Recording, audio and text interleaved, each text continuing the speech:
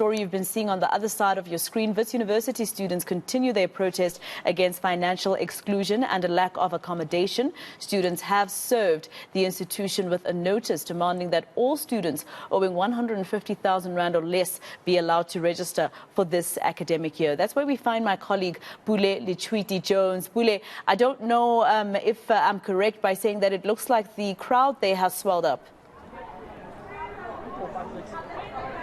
Well, look, the strike has continued again. In fact, like I said earlier, they've actually regrouped and they are still closing shops within the Braamfontein prison as well. Seems as though there is more numbers. Earlier on when I spoke to one of the SASCO members, they told us about they have rallied and mobilized just about over 1,000 students who are being told to attend this strike in Braamfontein. We can confirm that they really haven't spoken to law enforcement agencies to protect it. So we don't understand the reason why there isn't members of SAPS or JMPD to facilitate and make sure this strike doesn't spiral further out of control.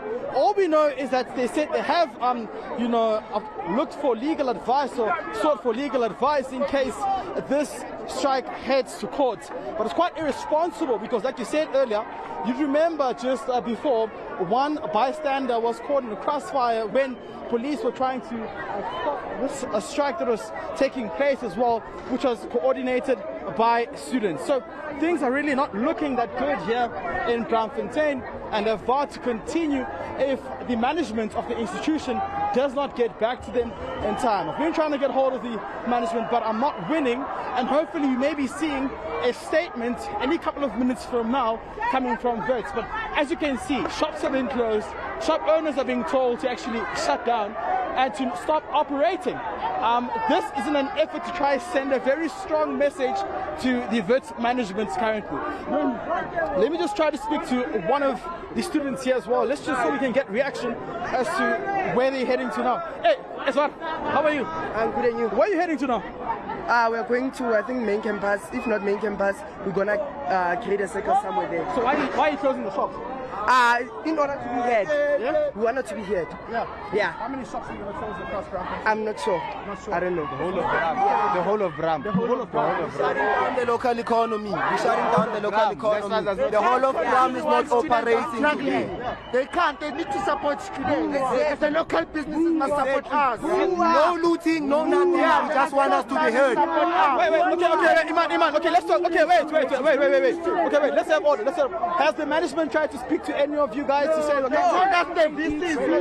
Wait, I'll come back to you. The VC, they told us that it's on vacation. It will be available on Monday. Yeah. We want all students to register. 4,000 students are not registered, but we are busy going to study, going through our academics, while other students are not. We fight the libraries. Some people don't know where to sleep as we speak right now. They don't know where to sleep. And it's first only paying 45k. My rest is 70k. Where am I going to get the rest to top up? Scared that some of you are going to get arrested here. It's a peaceful protest. It's a peaceful protest. Maria's spilling rubbish on the floor. It's not peaceful. We're not looting. Because we want to be heard.